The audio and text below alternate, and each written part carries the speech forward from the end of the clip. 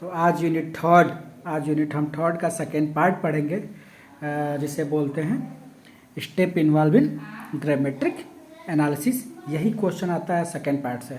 ग्रामेट्रिक analysis में यही question बनता है और वो भी 10 नंबर में बनता है कि write a note on step involve in gravimetric analysis. और यही ग्रामेट्रिक एनालिसिस आपका पार्ट है, वो पूरा का पूरा 10 नंबर आपको यही ग्रामेट्रिक एनालिसिस देगा। ठीक है, अब ये ग्रामेट्रिक एनालिसिस होता क्या है, देखिए जैसा कि नाम से ही आप समझ रहे होंगे कि ग्रामेट्रिक अर्थात प्रेसिपिटेट बन के जब वो तली में बैठता है ना नीचे, उसे हम बोलते हैं ग्रामेट्रिक एनालिसिस। ठीक है, और ये उनको उसका क्या करते हैं, प्योरिटी और इम्प्योरिटी चेक करते हैं वेट से। ग्रामेट्रिक समझ में आ रहा है ना, ग्रामेट्रिक वेट से जब भी इसका प्रेसिपिटेट बनेगा उसका हम वेट करेंगे, सैंपल बनेगा उसका वेट करेंगे और वेट से हम क्या करेंगे उसका वो निकालेंगे, इम्प्योरिटी निकालेंगे। तो देखिए चलिए हम शुरू करते हैं अब ग्रामेट्रिक एनालिसिस से। कि देखिए पहला है कि ये बेसिक्स इसके हैं। बेसिक्स क्या होते हैं, तो ये आपको हमने बताया था क्लास में कि analytical solution will be taken, analyte solution will be taken. ठीक है, पहले हमने क्या लिया, क्या करेंगे, और ये सिंपल सॉल्यूशन है। इसके एडवांटेज क्या क्या होते हैं, एडवांटेज वही है कि हम बहुत ही इजी मेथड होता है और कम लागत में ज्ञात करने वाला होता है। तो ये आप देख लीजिएगा इजी मेथड, एडवांटेज क्या क्या होते हैं। ठीक है, अब प्रेसिपिटेशन टेक्निक कौन कौन सी होती हैं, तो क्या करेंगे, जैसे देखिए BaCl2 का हम ले रहे हैं, BaCl2 का रिएक्शन जब कराएंगे H2SO4 में तो आपका क्या बनेगा, BaSO4 और 2HCl। तो BaSO4 क्या है, इसका प्रेसिपिटेट बन के तली में बैठ जाएगा। तो BaSO4 का प्रेसिपिटेट बन के बैठ जाएगा। ठीक, अब उसके बाद से इसके लिमिटेशंस भी क्या क्या होते हैं, एडवांटेज हैं तो लिमिटेशंस भी होंगे। तब वो हम उनका तो नहीं कर पाएंगे, जिनका प्रेसिपिटेट नहीं बनता है उस कंपाउंड का हम कर पाएंगे, नहीं कर पाएंगे, क्योंकि ये प्रेसिपिटेशन से ही प्रेसिपिटेट बनेगा, उसको हम वेट करेंगे, उसी पे डिपेंडेबल है। ठीक है, अब आते हैं 2 नंबर में आपका क्वेश्चन, इसमें इसका एक पार्ट है को प्रेसिपिटेशन और पोस्ट प्रेसिपिटेशन। तो को प्रेसिपिटेशन क्या होता है, पोस्ट प्रेसिपिटेशन क्या होता है, देखिए ये 2 नंबर में पूछता है व्हाट इज को प्रेसिपिटेशन और व्हाट इज पोस्ट प्रेसिपिटेशन। ठीक है, को और पोस्ट दोनों 2-2 नंबर में पूछता है। तो देखिए को प्रेसिपिटेशन क्या होता है, जब प्रेसिपिटेट बनने के साथ ही प्रेसिपिटेट बने उसे हम बोलते हैं को प्रेसिपिटेशन। इससे प्रेसिपिटेट एक तरफ से बन रहा है और इम्प्योरिटी का भी प्रेसिपिटेट बन रहा है उसके साथ ही, उसे हम बोलते हैं को प्रेसिपिटेशन। यानी कि जो प्रेसिपिटेट आपको चाहिए उसके साथ कोई और प्रेसिपिटेट बन रहा है, उसे बोलेंगे को प्रेसिपिटेशन। अब को प्रेसिपिटेशन के हम 2 पार्ट होते हैं, एक होता है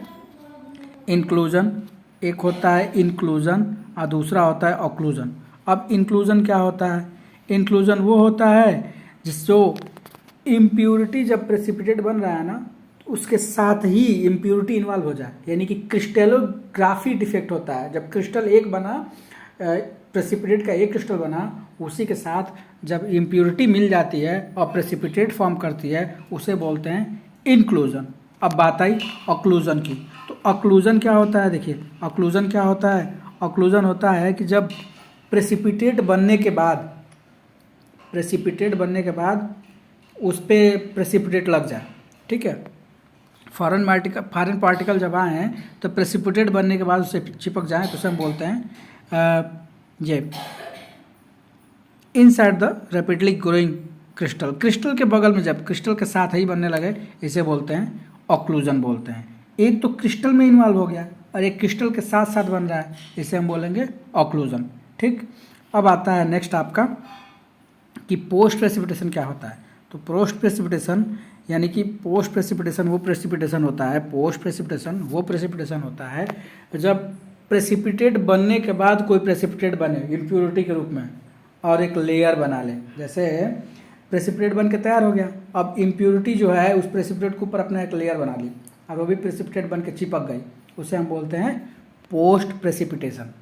तो ये क्लियर हो गया ना, 2 नंबर में चीज़ें पूछती हैं कि को प्रेसिपिटेशन क्या होता है, पोस्ट प्रेसिपिटेशन क्या होता है। ठीक, अब आते हैं जो मोस्ट इम्पॉर्टेंट है, देखिए आपके एग्जामिनेशन आप पॉइंट ऑफ व्यू से यही है मोस्ट इम्पॉर्टेंट। ठीक है, ये step involve in gravimetric analysis. इसमें जितने स्टेप होते हैं, सुनिए ध्यान से, इसमें जितने स्टेप होते हैं उसको आपको लिखना अनिवार्य है।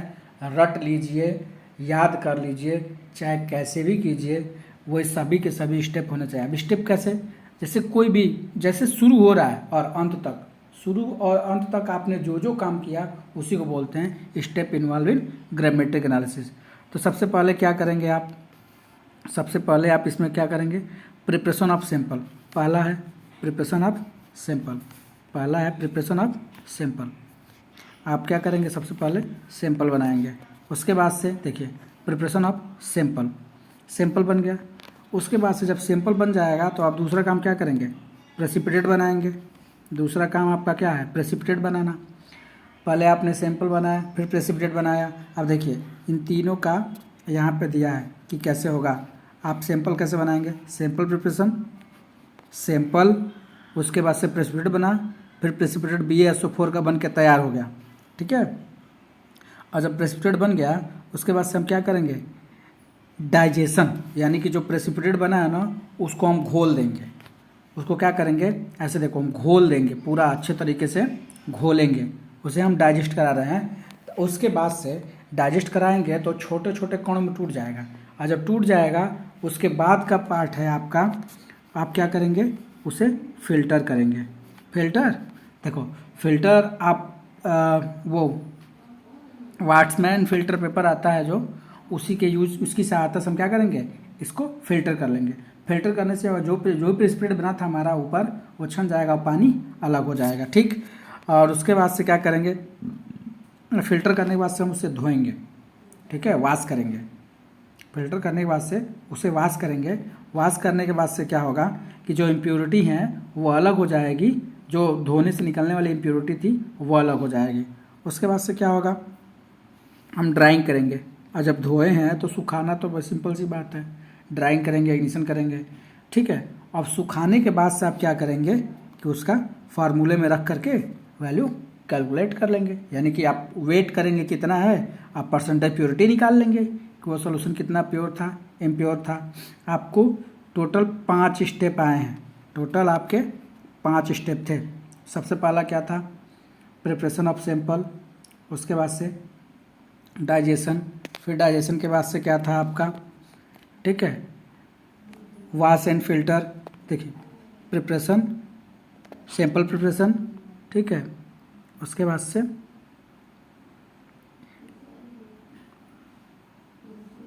सिंपल प्रिपरेशन, उसके बाद से आपका ये है प्रेसिपिटेशन, प्रेसिपिटेशन के बाद से डाइजेशन करेंगे, फिर फिल्टर करेंगे। फिल्टर करने के बाद से आप क्या करेंगे, ड्राइंग एंड इग्निशन, यानी कि सुखा लेंगे। सुखाने के बाद से आपको प्योर फॉर्म में प्रेसिपिटेट मिल गया। जब प्योर फॉर्म में प्रेसिपिटेट मिल जाएगा तो हम सैंपल प्रिपरेशन क्या करेंगे, जो सैंपल बना है उसका वेट करेंगे और ये वैल्यू हम क्या करेंगे, कैलकुलेट कर लेंगे। देखिए यहाँ पे कैलकुलेट किया गया है, कैलकुलेशन इन्वॉल्व है, ये कैसे कैसे कैलकुलेशन किया गया है ये देख लीजिए पूरा का पूरा, ठीक। अब ये हमने क्या किया, कैलकुलेट कर लिया।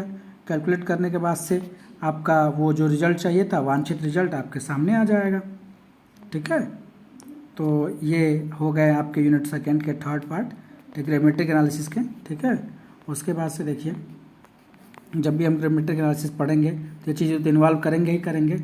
उसमें 2 नंबर जो भी क्वेश्चन आता है ना, व्हाट इज को प्रेसिपिटेशन, पोस्ट प्रेसिपिटेशन, उसके बाद से यही चीज़ें आती हैं, स्टेप इन्वॉल्व इन ग्रामेटिक एनालिसिस, ठीक है। उसके बाद से ये आपका है एस्टिमेशन ऑफ बेरियम सल्फेट। तो बेरियम सल्फेट का ही तो हमने एस्टिमेशन किया है, अभी प्रेसिपिटेशन निकाला है। प्रेसिपिटेशन मेथड से BaSO4 का ही तो निकाल रहे थे ना, तो BaSO4 का निकाल लेंगे, वो हो जाएगा।